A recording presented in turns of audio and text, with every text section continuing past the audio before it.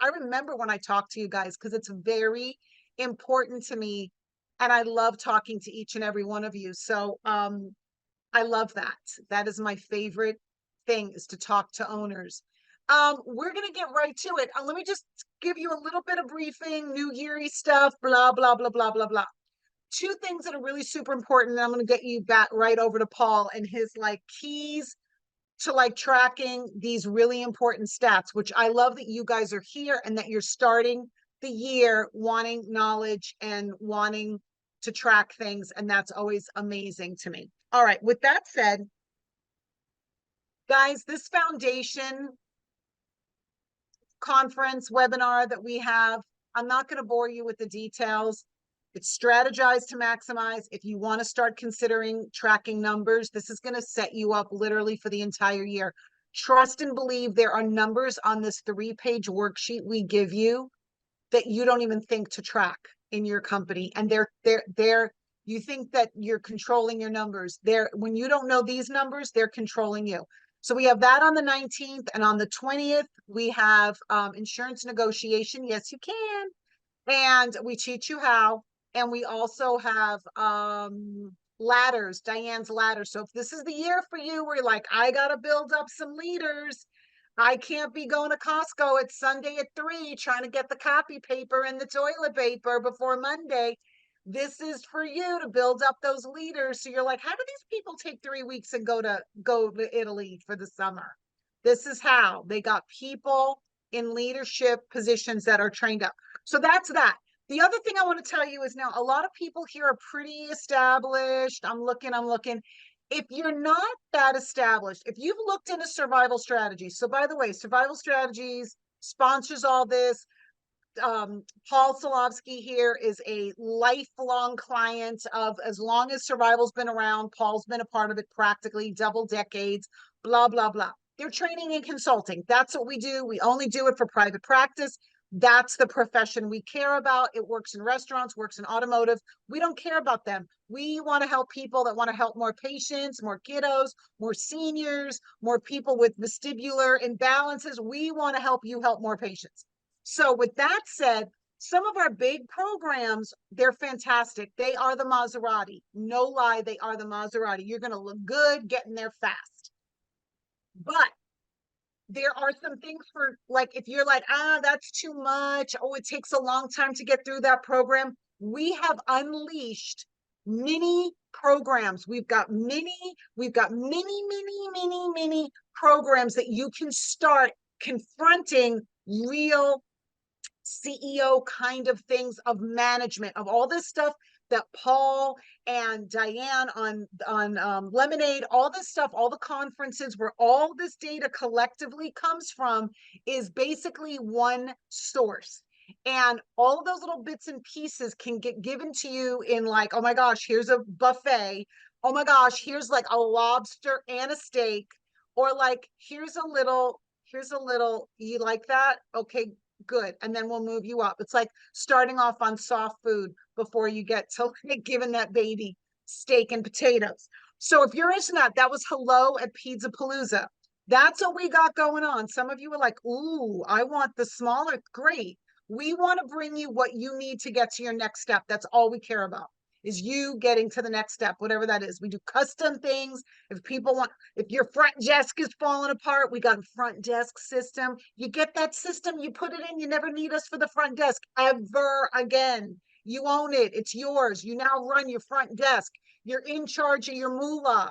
That front desk system, hands down, the best thing you'll spend money and time on. Anyway, that's enough salesy, which I would rather say is helpy. But, you know, sometimes people translate that 4-letter word and they think it's a dirty word. I am like, I'd rather call it help because that's all we have. I could go sell real estate and make a lot more money in California where the average shack is $1 million. But I have no interest in you buying a big, fat, stupid house. I'd rather you help a ton more patients. So with that said, here is the one and only Paul Silovsky and his keys to tracking the right stats. Thanks, Nancy, and Happy New Year, everyone. Welcome to the Juice, the 2024 Juice. So Look, I'm gonna, this is a full disclaimer here on this particular subject. I often craft these things around, sometimes, quite honestly, problems that we continue to work on or solve, or in our case, it's really just improving. It's like our challenge is let's expand, faster or in a more orderly way. So when I was asked by Nancy and Gwendolyn to say, hey, what's this next one going to be about?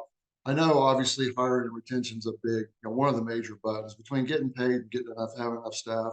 Those are always tend to be, one and two in most clinic owners' realms. So no matter where you're at, whether you're small or brand new, or like Craig got hundreds of staff, um, these problems still exist. And so I'm going to be very transparent here and tell you two things. One, I tried to pick a few topics that maybe don't get hit often enough. I receive all the same emails you guys do. I look at similar research. I'm talking to people all the time. I outsource for part of my, or I get some help outside for part of my recruitment because it's such a big need for us. It's expansion. It's not keeping up. It's like getting into getting into the next level. And so these are things that I found that when I violate, we really got slowed down. So that's the viewpoint I'm sharing it from. One of these things is very much statistically driven. I'll also, highlight this more later, but what I'm going to go over, one of these, one complete of these three factors that you don't want to overlook in hiring retention, I learned from survival strategies and got help on. So I'm going to stress the concept of you getting trained and you getting help. And I had to get trained in the subject. Now we can do most of this on our own. If we're going to do a big project in this area, which is a little bit of a mystery sandwich for you, I'll get outside help when I need it. I still do that. I still outsource certain things because there's people out there that are better than me, and then they can just dedicate their time and staff to it. There's a saying out there from a guy that I know, Nancy knows, Brandon Dawson. I love this quote from him that collaboration is the new collateral. Well, that's part of what this is about. But more importantly, I partner up with a lot of different people to get things done in my company. So one of those factors is going to be it started with survival strategies and me getting trained in this subject. The other one is brand new. Nancy hasn't even heard it. She's heard me speak before, so there's one for Nancy. It's going to be the closing salvo, the thing that I have found from just a human resources, human relations standpoint, that gets overlooked, and it's an owner responsibility that I have assumed over the years. It's what I've done with my guys to keep them so long. Nancy knows this. My senior executive team, the shortest term person is 17 years. And there's a reason they stay around. If you listen to what I'm going to say, you can pull it out for yourself, what it means for you and how you can apply it. It's not going to be what I say. It's going to be the concept that I'm going to share with you is what you can carry forward. Okay. And the other thing I learned in combination of hiring and retention training with survival strategies and just through the School of Hard Knocks. Okay. So those are always valuable too. So there's only three things I'm going to cover. I have no idea how long this is going to take. When I made the slides the first time through, I go, God, I could have made 4 slides. I thought I'll slide into 3 things, but I expanded it because I knew that I couldn't talk my way through just 4 slides. So I'm going to, if I need to, I can share some content at the end. So here we go. I'm going to screen share.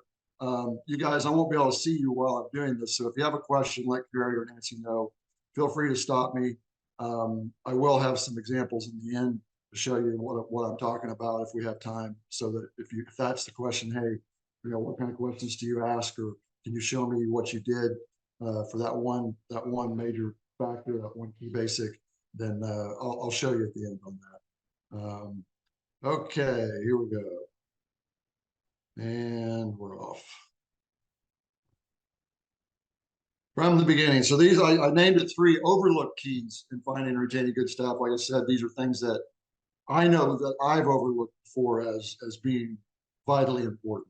Okay. So don't overlook these simple basics I'm going to go over. But first, here's some common mistakes that are really disruptors of the basics. And this is really, I've got a couple of mindset slides in here, or viewpoint slides. This is one of them before I even give you the 3 that I think get overlooked. This is one that these are just a series of things that I know have gone on in my head, or I've heard my staff say. These are tempters. These are temptations to hiring or retaining the wrong people. Check this out. So I'm going to start at the top right um, on this one. And so there's this time element, right? That you've got to fill these posts now. You can't leave them unfilled, right?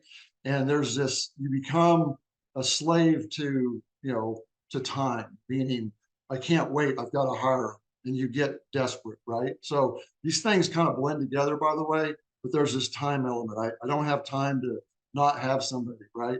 And those are reasons, those can disrupt, these can throw you off of the basics that I'm going to share with you. Okay.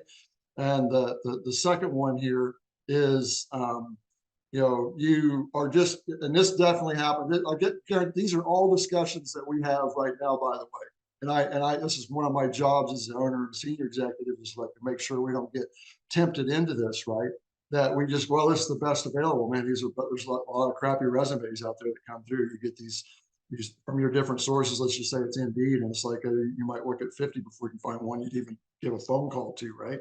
And I'm not talking about PTs here now necessarily, or OTs or speech therapists. I'm talking about the entirety of your staff. But you get fatigue, right? Resume fatigue, or you get into this scarcity mode, and scarcity is really a problem in hiring recruitment. I know I'm going to get some outside help with the marketing of it, because we just have to expand our reach, and we just have to communicate more and get more leads and generate more leads. So scarcity is a problem, but also just not thinking that there's not enough good candidates out there. And this one, you get tricked in the interview, right? That you really like them, they had a great interview, but you ignore some red flag or indicator in their past. They're job hoppers. They are, they have had, a troubled past. Maybe there's someone that's always seems like they're always sick or having accidents or having problems in life, and yet they've persisted through it, right? But you ignore those things, or gosh, but they really got a lot of juice and they really like them. So down there at the bottom of my head, you get reasonable about not looking at the whole picture, right? They interviewed really well. The honeymoon was great, but there's some other things that you didn't maybe fully check out with the references or whatnot. And then over here to the left, anything's better than what we have or just had, what we had in the past, the person that just left, or it's better than what we've got, which is nothing. It's just a justification for and I spelled justification wrong. Oh gosh, I just saw that. Okay, just pointed out one of my flaws here. And then the last thing is hey, you know what? They've got good bones. It's got good bones. It's kind of like buying that house with good bones. But if you're not willing to do the work to fix it up, if you're not looking for a fixer upper, then don't hire them. It's this hopium thing. It's like these are just disruptors. I'm not saying that you want to go over this concept of good people later, but don't think that you can train people out of every flaw that you might look at. You might be fooled sometimes. Don't just hope that you can train one major factor. Let's say it's their communication or something like that, some communication trait that you didn't like, and it's just sitting there. My wife has this wonderful term. My wife used to do hiring for us, and probably one of the reasons that we have some of these long-standing people is because there's a certain personality type that could never get past Roxanne, and it's someone who, these are the backstabbers and the covert kind of people that sneak in. They look really nice on the surface, but when you rip the mask off, they're dangerous as heck to your organization. She was really great at that. But she had this term that I love, and she combined two words called negative and a wiggle. She would get a wiggle inside of her. She calls it a niggle. She goes, I get a niggle. It's a negative wiggle. It's a combined word. It's a made up word. Probably wasn't even hers, but it was the first place that I heard it. So when you have a niggle, follow up on that. Make sure that you get the right. But these are disruptors. These are things that will throw you off the three things that I'm going to show you. So these are like unwritten rules or laws that I caution you against. I'm not saying if you have one of these to not hire somebody. I'm just saying do all of your research and your follow up, or you will get in trouble. So here's a I'm key just going to question. say, Go Paul, ahead. I'm just going to Yep. say that little diagram, I swear, if you weren't talking, I'd be like, oh, is this a dating site? Like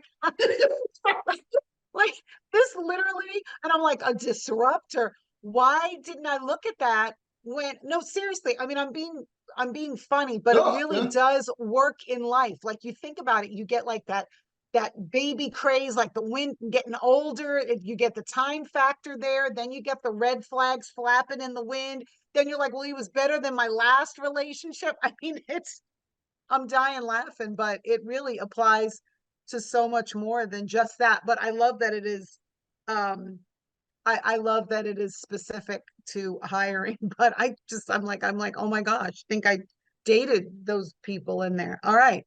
That's Anyway, keep awesome. it.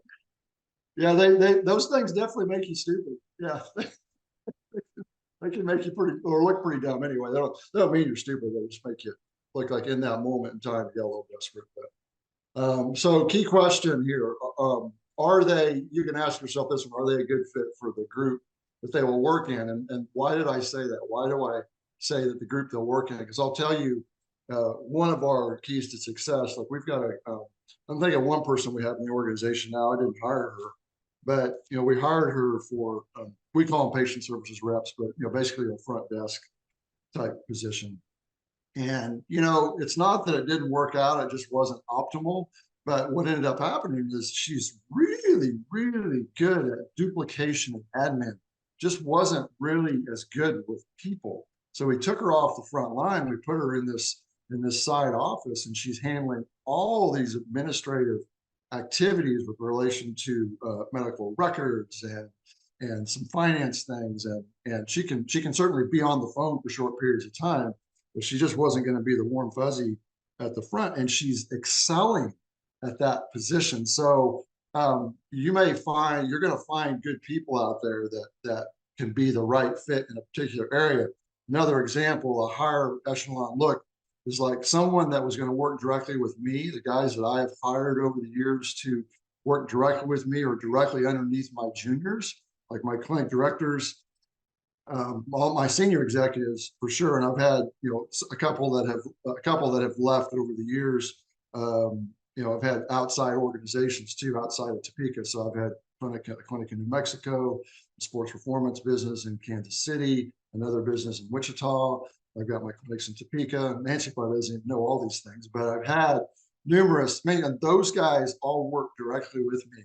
So those guys had to meet a higher level of criteria.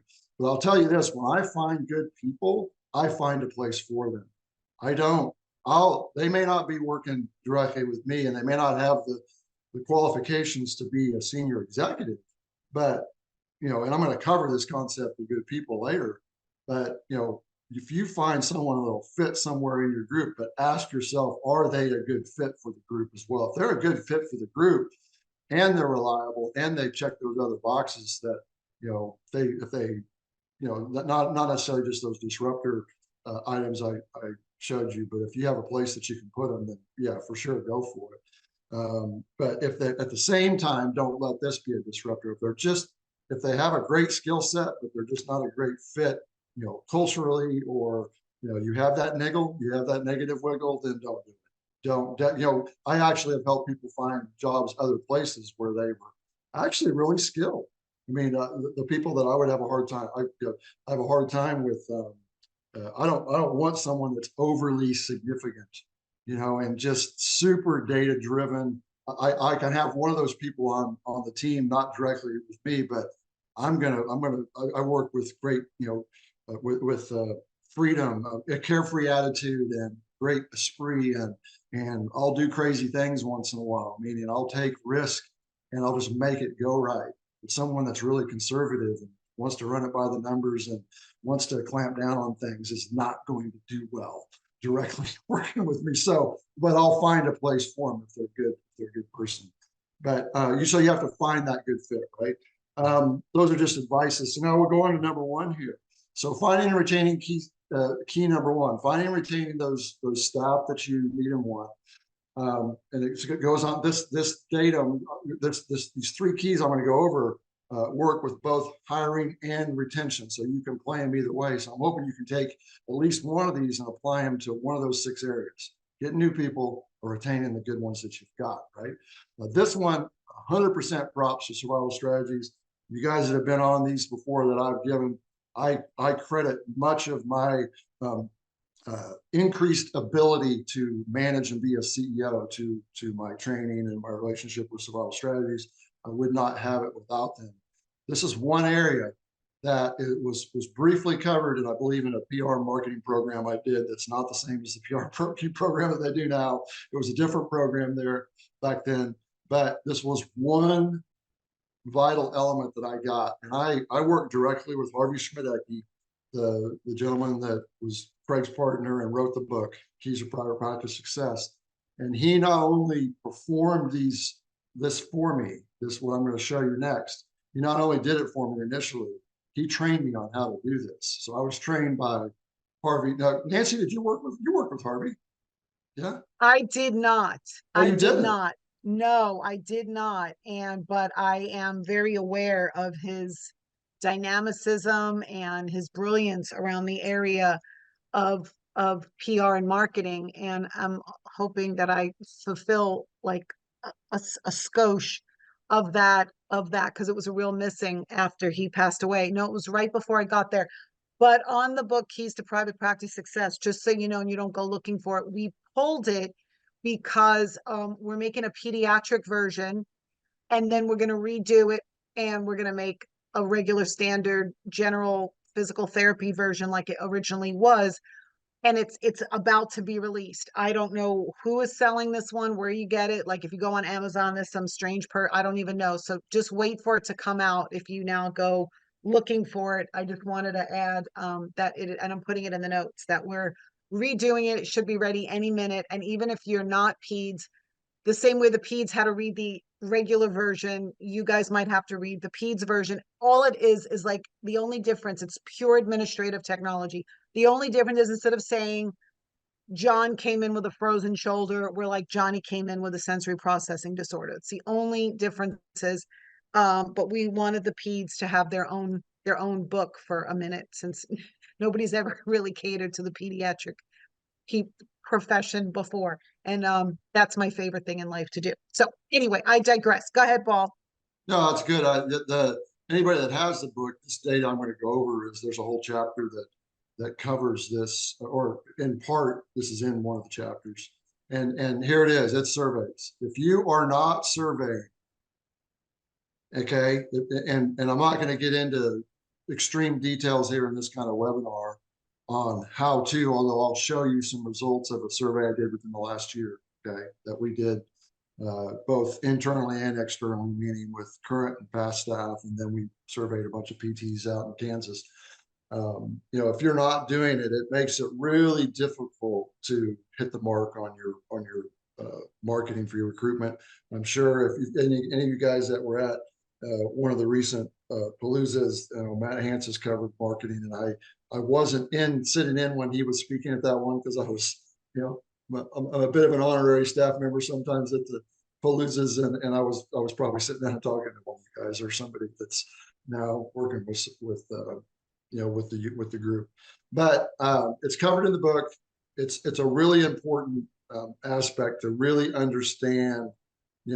Obviously you survey yourself to figure out what you're looking for, both internally and externally. What you're looking to get out of the guys you've got, but to keep them, because surveys can be used for your existing staff. I survey my staff 3 to 4 times a year.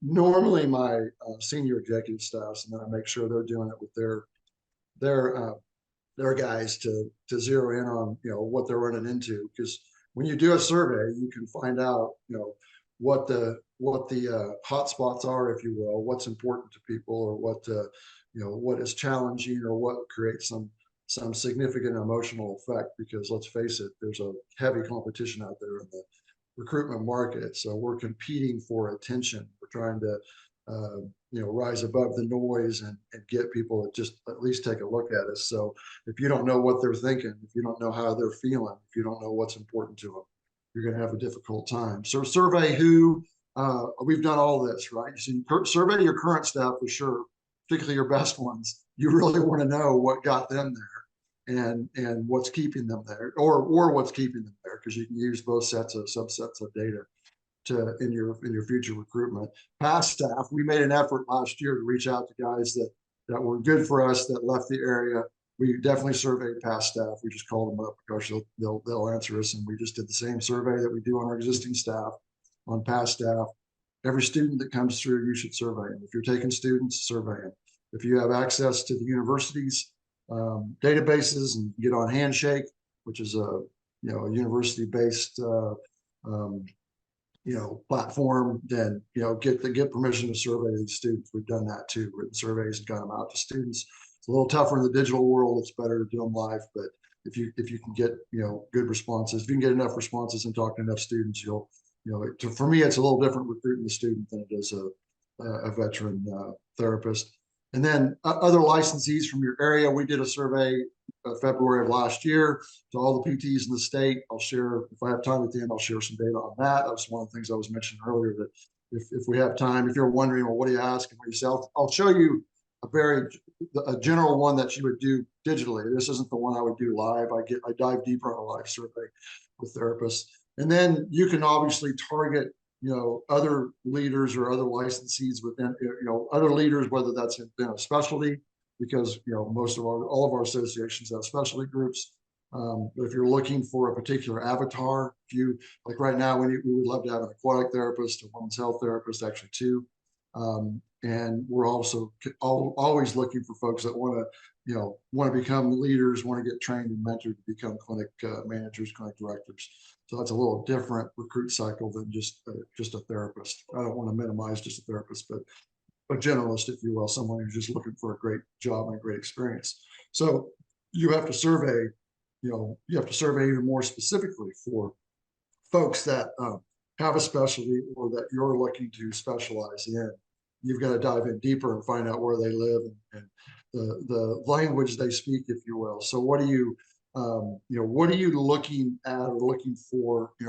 You're trying to find out what and their reality is fundamentally what will they agree to, because this is a world of, there's lots of disagreement out there, but you're looking for the points of agreement, right? So when you're surveying somebody or something, and this is, a key element in any kind of relationship development scenario, you're looking for those points of agreement or reality.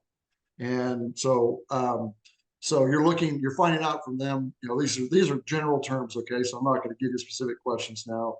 I hope we have time at the end. You guys can ask me any questions you want.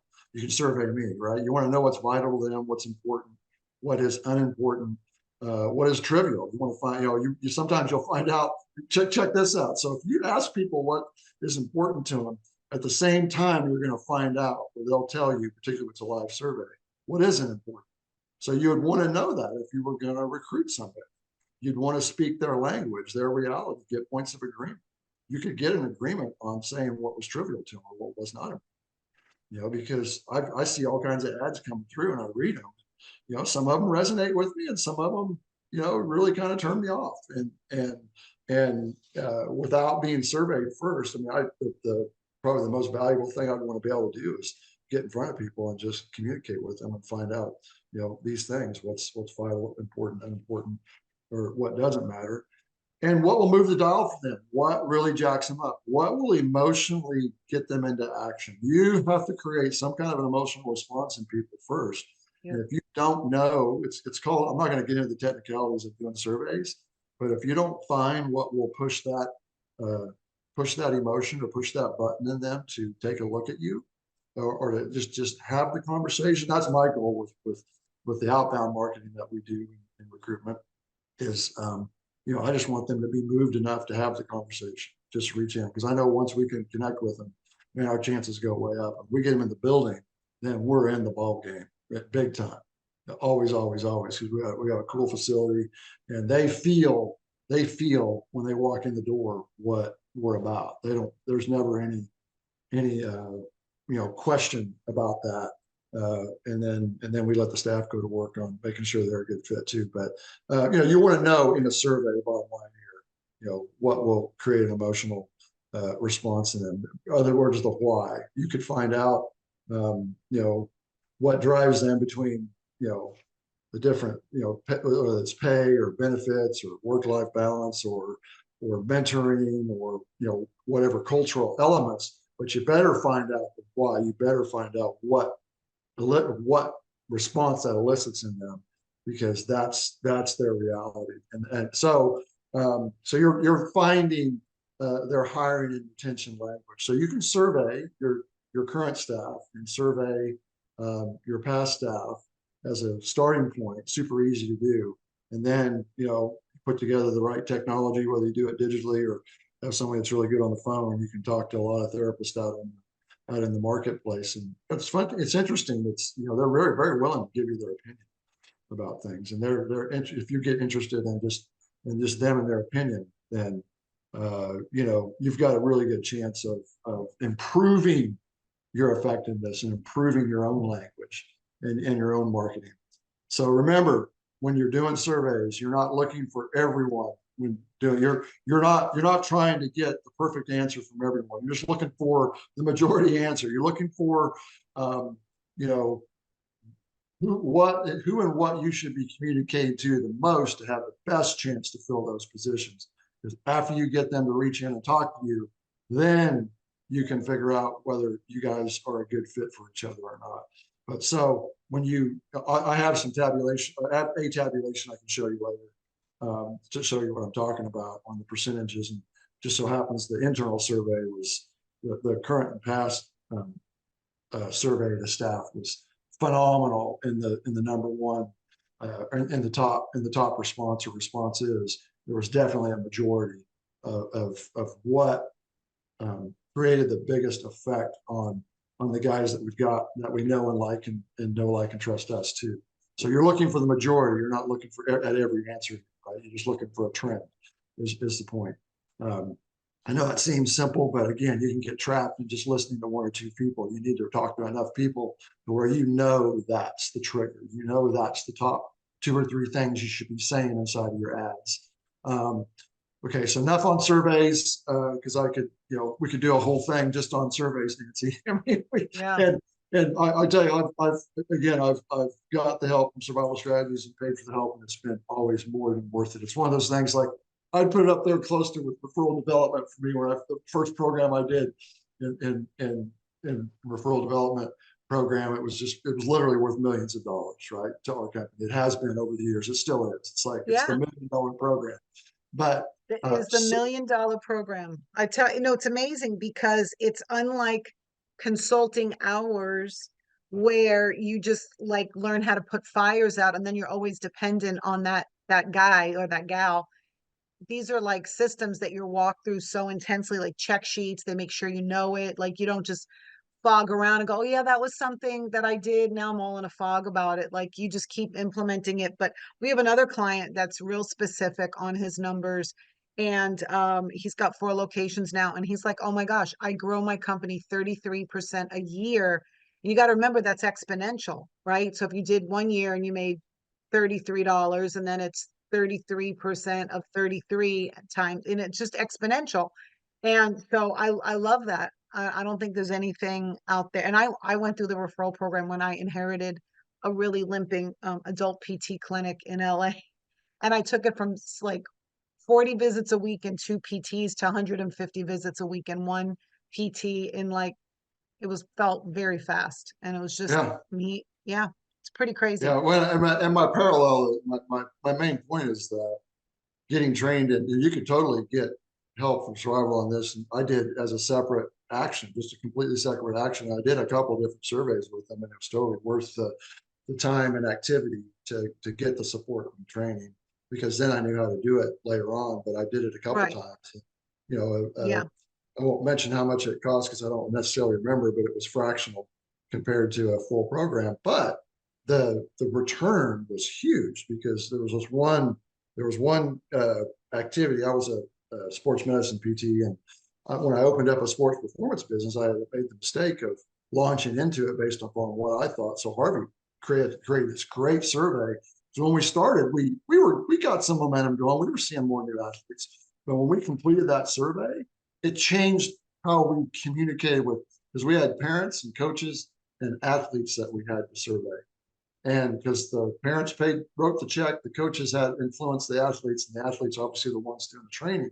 But we hugely expanded because we just hit the mark just by doing the survey, it changed every conversation we had with every athlete, every coach, and every Holy parent. cow. And yeah, and it was again, it was thousands and thousands of dollars. It was thousands of dollars a week that it made the difference in. And then we changed our marketing because of it. It's the same way in recruitment, is what I'm saying. So key number two, enough on surveys. I get pretty jacked up on that one because that's the one piece of technology that's empirical.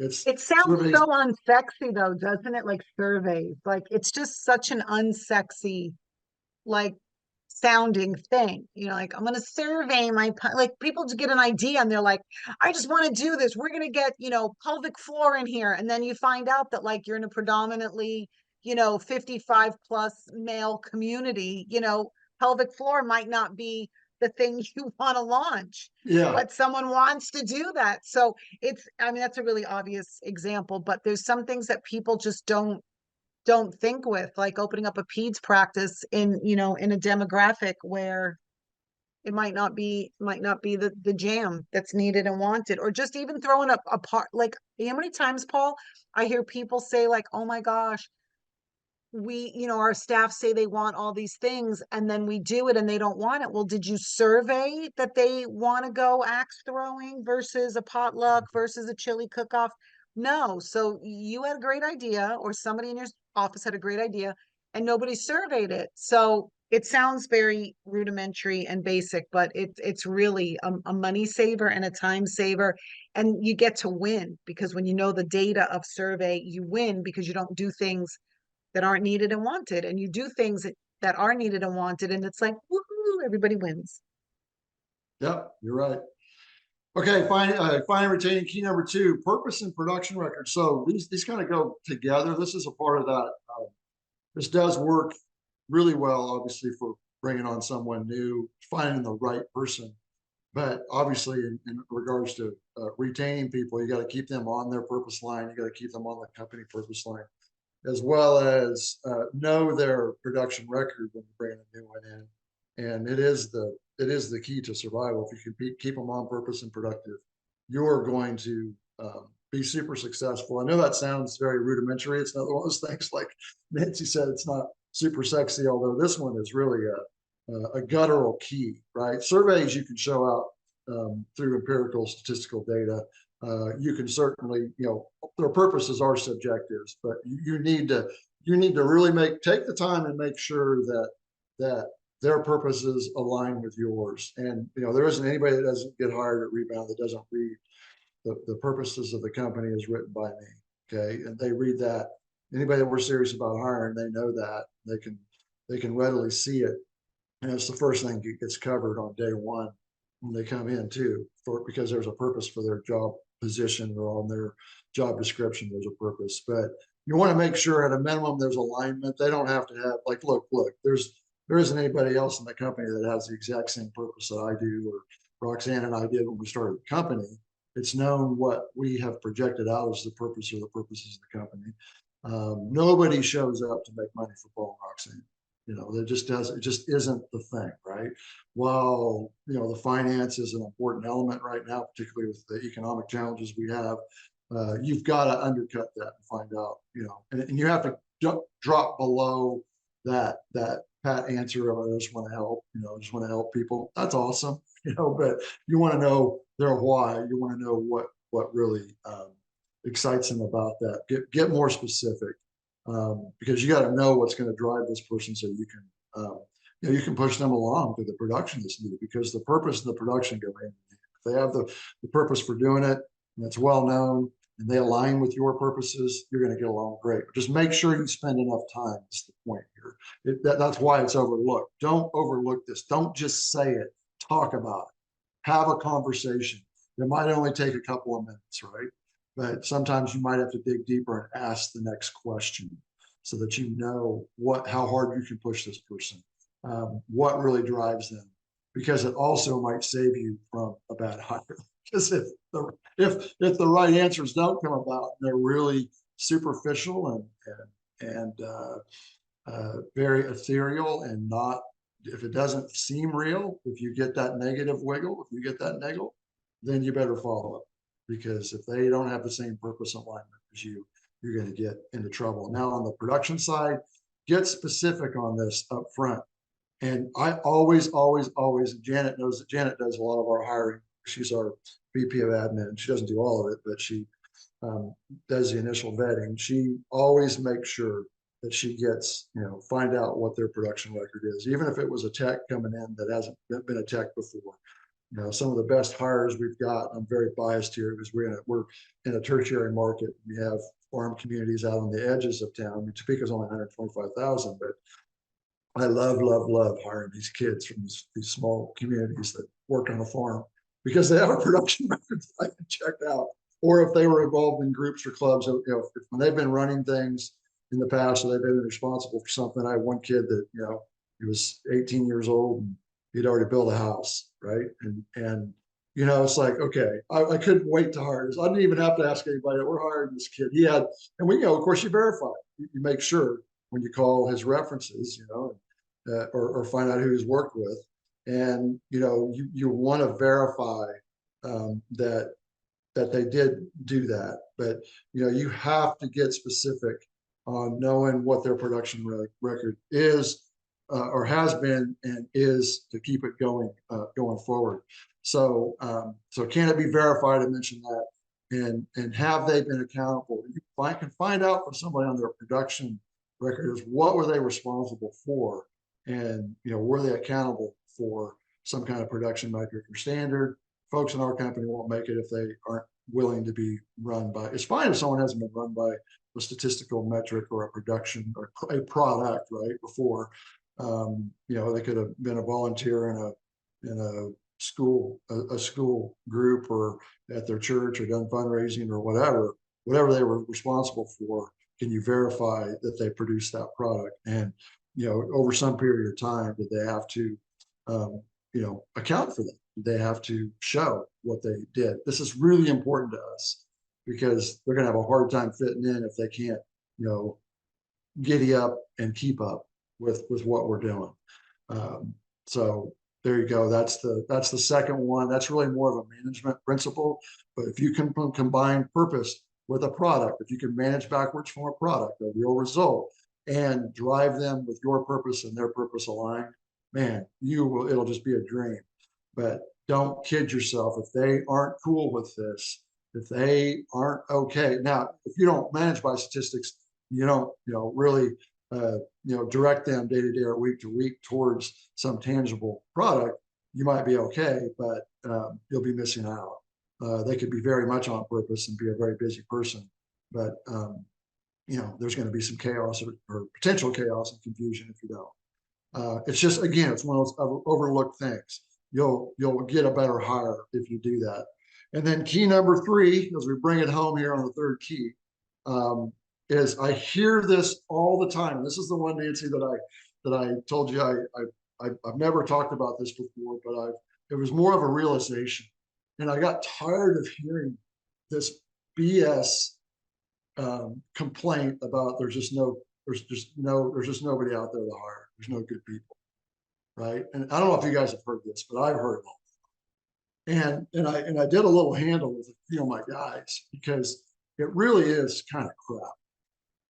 It's and I'm not telling you that we're finding an abundance of qualified applicants to just repetitively hire. We're doing okay on everything but just the PT area, and we're not in bad condition. We've got 20 therapists, and okay, good, so big deal. It's like, but we need 24, so good. We're working on just the expansion. We did highest evers this year, and we'll continue to do that with the guys that we've got, because we do have good people. But there's definitely good people out there. So let me break this down for you just rapidly. This isn't going to be a debate, so we'll unpack it. Right? So here's fact 1. I already said this. There are many good people. They are out there. Okay, we're just not speaking their language. We're not getting their attention. We're not getting them in the door. But there's a lot of good people out there. There's going to be a responsibility factor here that I'm going to go over after I clear up good.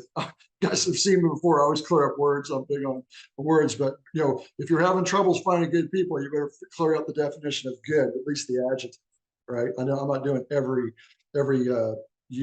language usage of the word good.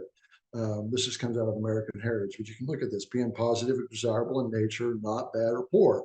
The gradient kind of goes up here from 1 to 6, by the way. So having the qualities that are desirable or distinguishing in a particular thing. So you guys know that they're out there, right? That person is out there serving the desired purpose or end. There's that word purpose again. So you can align good people with the right purposes, with your purposes. By the way, if they don't fit, don't hire them, right? That's why you're looking for good people. You're looking for people that, they're serving the desired purpose, your company's desired purpose, and it matches with theirs. It's suitable, not spoiled or ruined. This is good. This is Nancy. I'm thinking of what you said earlier. You definitely don't want to find that boyfriend either that's spoiled or ruined, right? Or that girlfriend, that mate, right? In excellent condition, sound. And then this last one really raises the bar: superior to the average or satisfied. I like the superior to the average. We're looking for the good. We're looking for the good people. We're not looking for people just say they're good or people that say they want to help, right? We're looking for people that have helped, have a history of significantly helping. I just think it's good to clear up the usage that we're looking at when we talk about good. So here's another set of viewpoints to consider when we look at quote unquote good people. Well, most people are basically good and really want to help, right? This is my belief anyway, that I think people are pretty darn good. I found the majority of people I walk around and talk to are good people. I go out, I talk to a lot of people. I love getting out of my cage here in Tennessee and just going out every day and just engaging with people. I'm like, wow, I would hire. I mean, I would talk to this person. I don't know that I would hire them yet. I'm like, wow, there's a lot of good people out there. So sometimes we have to change our viewpoint, right? That there's, when they say there's no good people, there's no good candidates. Well, we're just not, reaching far enough or broad enough or massively enough to attract them because they are out there. You will find that sometimes, guess what? Here's where the truth is going to get kind of gnarly. So you'll find that, and I don't know if you guys, even the best of staff that you guys have got fall off the rails or get heavily affected by life and living this out there in the current environment. A tough economy, lots of bad news, lots of external factors. There's external disruptors, right? So that definitely takes it sometimes. And I gotta tell you, sometimes I've gotten affected negatively by bad news, or you look back into 2020 or 2021. I know a lot of people that had at least, even if it was a brief window, if it was a few weeks or a few months, had a really rough time, right? And these are good people. And they got their tails kicked, right? Went off the rails, got in some trouble. So this makes our job as owners, got another W in there, and executives super tough sometimes, right? This is totally a truth. But if you have the viewpoint, you've got to maintain the viewpoint that there's some there's a lot of really good people out there. But here's the tough part. Here was my reality check.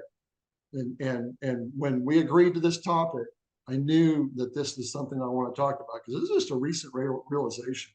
Here's our job and responsibility, our real job and responsibility in this area of finding good people. Because like I told you before, from Paul's viewpoint, it's a BS excuse to think that there's not good people out there.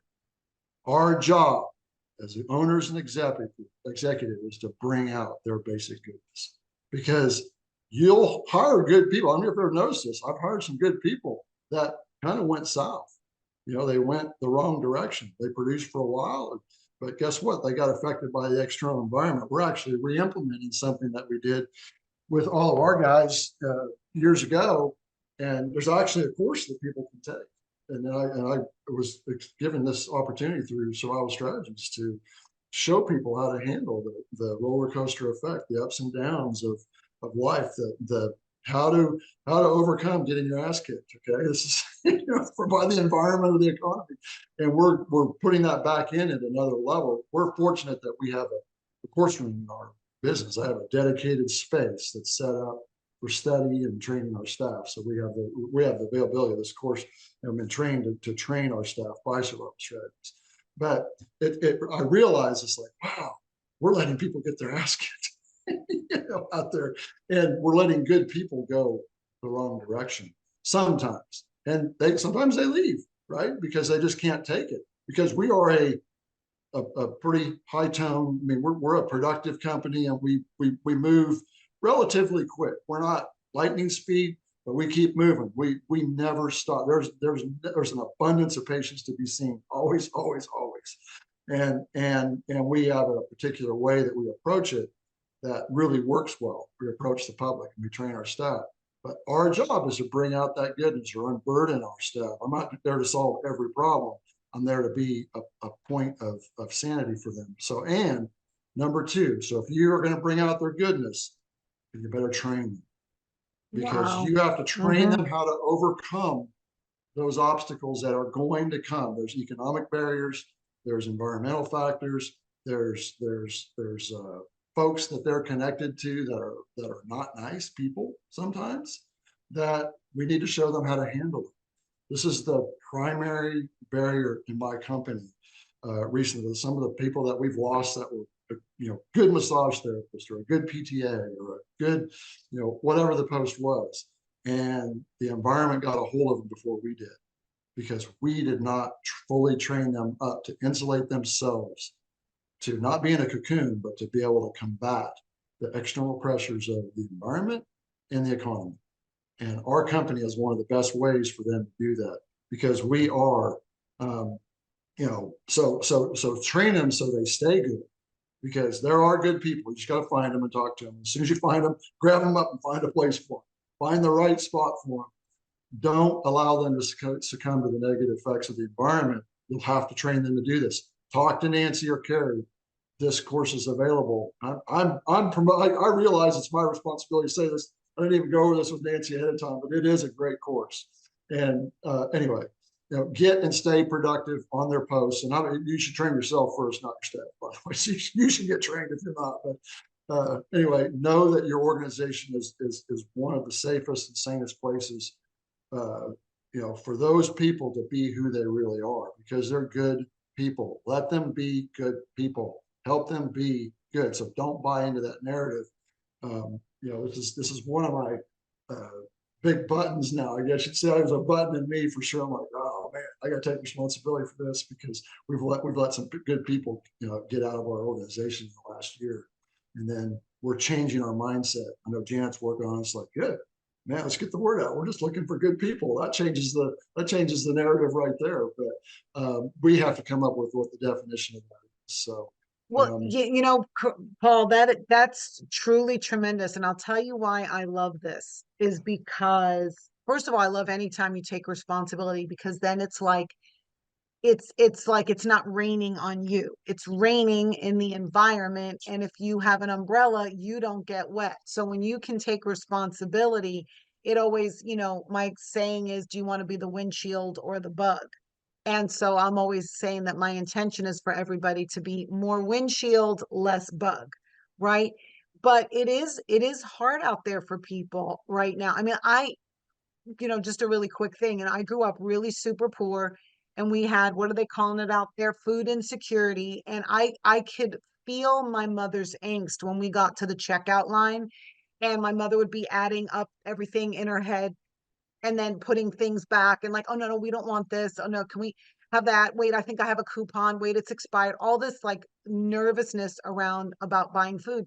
When I go to the grocery store now, I just think about families like that, single parents, young struggling kids that move to a big city, and eggs are like $8. And I'm like, I'm getting an anxiety for them, because I'm like, wow, like that's how these younger people that could be a good person. That's exactly the kind of effect um, Paul is talking about, where the environment is just pummeling people like all the time. And these younger people and older people just survived 3 years of like a psychotic break in the universe called COVID, right? I mean, let's call it what it was. It was like the earth went off its axis. It's crazy. And people are still trying to rehab from that. But I always say, the reason why I love this, Paul, is that I say great people deserve great people, right? So the thing is, to the owners, this is what I would say. When you go to that go-to of there's no good people, nobody wants to work, that's not true. There are good people and they are out there. They might be a great person working for a crap person, part of my New York French. They might be working for, now, is that a good fit? No, because good people deserve good people. So you have the responsibility of reaching farther, wider, making a culture happen, making that culture known. And those are the two things. I don't know, Paul, but that's where I feel owners fall down is they don't create the culture, or if they do, they got part A, they don't make that culture known. Because there are great people, and it's like there is, I'm sorry to say, there is like a law of attraction. There are physical things you can do in the physical universe, but there is also just a deciding that you deserve, that you're a great person, and you better be a great clinic, you better be a great leader, you better be a great CEO, and then you attract great people because you know the excellence you have, you know what you're looking for, or vice versa. So I love that. I always go, hey, there's 8 billion, whenever I'm like mad at somebody, like a friend, I'd be like, well, there's 8 billion people on the planet. I'm sure somebody wants to be my friend. Like, get rid of that scarcity of there are no good people. There's 8 billion people on the planet. Somebody's got to want to work for you or be standing up or whatever. We have a gal in Las Vegas, New Mexico that got her act together as a CEO at Las Vegas, New Mexico, like population 13,000. She somehow hired, she had 8 people. Now she has 18. So she hired 10 people. And I'm sure there was some comings and goings of people that, you know, didn't like the changes because some people don't like change. So anyway, that's my take on, I think that's brilliant, Paul. I think that's really super brilliant, of acknowledging that the environment is beating some people up or pressing on them, and or they're attached to wrong people. I mean, I remember my drama in my 20s going to work when I had like, you know, less than appropriate relationships with people, and then I brought it to work and I was a hot mess, and had somebody sat me down and pointed me in the right direction, I probably would have lightened up to it or been open to it, because the pain was pretty intense. People are going through all kinds of stuff. Ooh, it's rough out there. I'll say that, unless you are very fortunate to have some training, you know, psychologically, emotionally, spiritually, financially. I was just thinking that the other day. Wow, when you grow up in a poor family, you are financially illiterate. Nobody teaches you what an annuity is. You're like, an annuity? I still don't know what an annuity is. Because when you grow up in that, that's your language, financial language. And it's probably like a kindergarten conversation of a vocabulary, you know, dollars, cents, pennies, checking account, retirement. It's like probably a third grade education in finances. Yeah, So I agree with that, Paul, cool. 150%. Well, hey, I'm happy to answer any questions. I have a couple of survey examples if guys want to stay on and see them. Just because I mentioned, you know, Yeah, let's do some it. examples or, you know, what a tabulation, an online survey we did, but I want to make sure we answer the questions first because we ran up to our hour. So time is just about Yes. right. So is there any questions out there, Carrie or Um, Nancy? do you have the chat back? Can you do the stop share? Because I can't see any chat or anything. There you are. No, Um, no questions this far. So wow. All right. All right. Everybody's all everybody trained seems up okay and with ready it. to go. They're gonna Well, survey. hopefully it made sense, but I'm happy to share, if you want to stay on, I can share a couple of one tabulation from our internal survey with our current I'd love to best. see one. Yeah, I put them on I put a couple of them on a slide, so I got to go back to the shared. Um, let's see. Telling Find a way to you, Paul's got great people because he's a great person. Great people deserve great people. Sometimes doesn't line up that way. You're great and you got like some bad apples.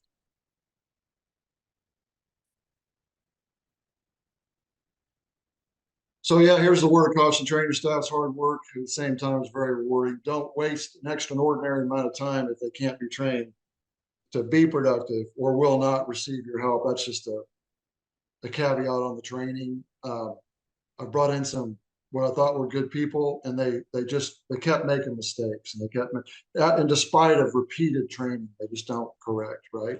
So it's a very rewarding thing to do, but it's also a way to, if you got someone you think's pretty good, bring them in and see if they can produce, verify their production. But here's just one sample. This is just a sample tabulation, pretty interesting. So the fundamental question asked is, what would you tell a PT as to why they should work at Rebound? This was on existing and past staff. 89% of them said clinical growth potential or growth as a professional. That could include like the mentoring that we do and stuff. That's a very high correlation, by the way. 78% said we're family friendly, we're a family, everyone works as a team. 44% they were dialed into one-on-one care. They like the fact that we don't double book anybody. It's all one-on-one all the time, and that we're advocates for our patient. We tend to see people sometimes a little longer because they're pretty jacked up, a lot of them, and need more time and attention. They all have autonomy. 44% said autonomy. They have control over their schedule and their situation. And they said because they're growing, it's rewarding or challenging. They like to be challenged and rewarding. That's just an example of a tabulation on one main question. But now there's more to than just asking this one question. But this was the tabulation results for folks that worked with us in the past. So we know to find people like we have currently, we're going to push the growth potential, the mentoring, the growth, the professional growth. We're going to push the fact that we're family friendly. We do have a lot of therapists with a lot of kids, and we are a family too, and that they feel that coming in, and that they get the one-on-one and autonomy. So those are the buttons that we push. And then I can show you also, let's see here. Here's an online. This is just examples on SurveyMonkey, what we sent out, find out whether they're a licensed therapist, yes or no, or whether they're a student. So this is those importances, right? How important to you are each of the following aspects of being a PT? And then they actually rank them on very important, important, not important, unimportant. So we already knew some of the buttons. We'd already done a previous survey before we sent this one out. Has this whole work-life balance thing, providing quality patient care. So I just want you, I don't want to get through the whole, I'm not going to go through the whole survey here. I just want you to have an idea what it looks like. So how important to you are each of the following, choosing where you work as a PT? So we listed some things there. How important are the following job benefits? So we looked at benefits. We looked at, what their number one thing about being a therapist was, what number one thing about choosing where they're working, and their obviously benefit stuff, a benefit question, what additional points would be very desirable for you as a practicing PT, and we have some other factors in there. You guys can drop in whatever you find in your sector. We want to know what their age was, what their gender was, what's the following, which of the following is your primary work setting as a PT. So I'll come out of this one again and go back to this next one. I'll show you what, and when we sent out this survey, check this out. Nancy will find this beneficial. We sent that survey to 3,400 PTs. We got 46 bounces, 1.3%, 104 or 3% unsubscribed. So 3291 went out. We had 68% of them open it, and 10% of them started the survey, and 8% of them completed it. So we got 256 surveys. Nancy will tell you that's pretty damn good. That's a good response for just a cold list.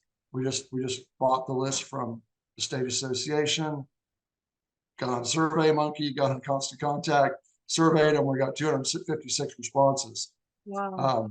I'll also tell you that we did get a couple of hires out of just doing the survey. We didn't even. It's like they just reached in because it was coming from me. It came from me as the owner. One of those hires was for another therapist I knew in another. Wow. It was for Shelley, Nancy. It was for Shelley Lewis. That guy's still working there. Wow. Yeah, And then the other one. And it's a great way to, it's just communication, and it shows just the vibe of it shows you care. But speaking of survey, we have a poll. Please fill that out, because that's how we bring you the next information thing. We walk the walk, because what's the point of doing anything else? And then I learned, just in case there's people out there that are not tech savvy, Carrie and I, when we were first like, oh my gosh, the Palooza and the private practice network were just exploding, we would send the poll to the survey to 2,000 people, let's say, and then we would send it the next day, 2,000 people again, not knowing that there was a way to figure out and see who already opened it and then not send it to them because that creates like an annoyance, right? Those are the kinds of things that you don't know. We don't teach that stuff at Survival Straight. We got to learn that. We got to learn that the hard way. Um, but it's really great stuff, and there's so much stuff out there. But what do you do, Paul, if you get an underactive survey? Do you get surveys that are underactive, or do you always find that people like to answer stuff? No, we rewrite it. I mean, we have had that. We did made the mistake one time of we wrote a survey and asked our staff to do it. And it got a little, first of all, one or two of the questions were incorrect. And because you could tell from the responses, you get into 20, 30, 40, 50 responses and you go, oh, this isn't what I was really wanting to know. But I also found out that if you're going to do a live survey, you should have someone that's trained in doing surveys. So, Yeah, so that's a good point. at one survey that we did, Wendy and I literally did, 400 to 500 in less than a couple of days. We just literally hit the streets, and we adjusted that survey after doing the first 40 or 50 and went, oh gosh, this is not going well. So we rewrote the survey. The questions were worded wrong. I called somebody. I don't know. Harvey wasn't around then. I forgot who I was working with then. But I called and we just made a tweak and it was fine. So yeah, sometimes you do have to rewrite the survey and you'll get a better response, or you put it different. If it's on, are you talking email or live, Nancy? Pretty much, I would imagine email, because live you're going to get whoever I mean, unless somebody says, I don't have time for you right now. Um, but yeah, I was thinking more like an email. Do you correct it? Do you give it time? Do you analyze it? What is that percentage? So you sent out, here's the question really. By Mariah,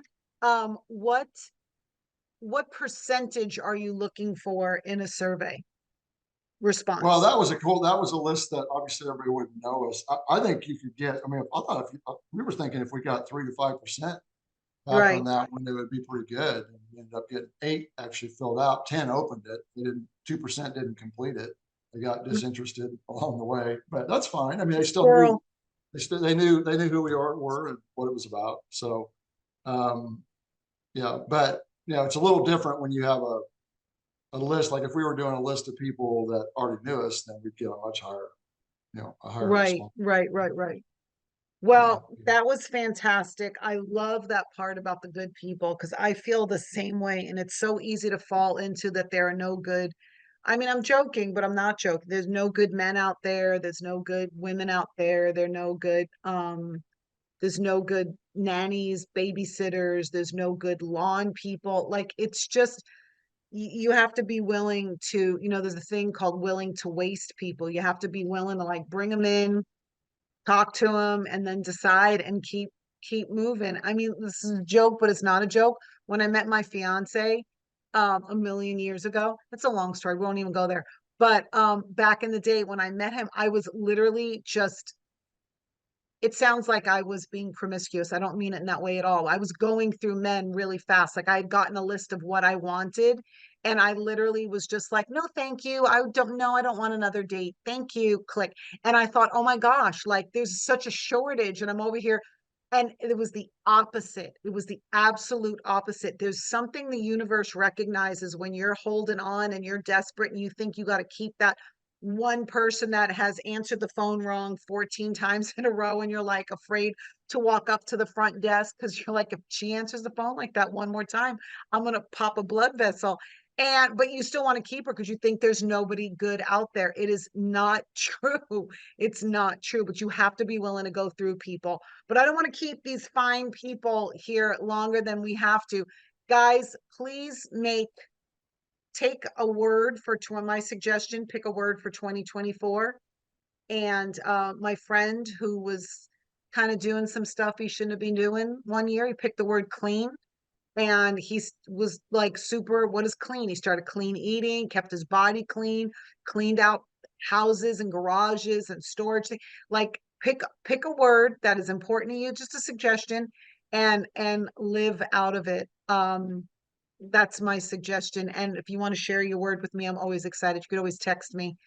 Carrie, you could put my number at the bottom there, and people can text me their word for the year or what their thing is for the year. This is my year to make my year to make stuff happen that I've been saying I'm going to make happen. So I haven't settled on the word, but it's like focused or driven or fire or something like that. But I'm getting there, giving myself a couple of days to gel with the new year. But I want to do all those things that I say I'm going to do. And then somehow it's another year and you're like, how'd that happen? So we're so thrilled that you're here. I know there's like a handful of you left. We love you and we appreciate your time and we value your input. That's my cell. You always have it. Carrie Lee, what did you do? Carrie, that is not my phone number. Somehow all the numbers reversed. I'm gonna put it. It's My end, it shows it correctly. Are you serious? Do you guys see 9004-300 or do you see 300-9004? 300? Do you guys see 300? Really? I'm gonna take a picture of this. That is the weirdest. Wow, I'm in an alternate universe right now. So if she put wow, that is really crazy. You cannot believe what's going on over here. All right, guys, can I click off or will I turn off the poll or are we poll done? We're good? You're all good. All right, guys, I love you. Thanks. See you next Hope you time. found it helpful. Thanks, Paul. Thank All you right. so much. Okay, bye, guys.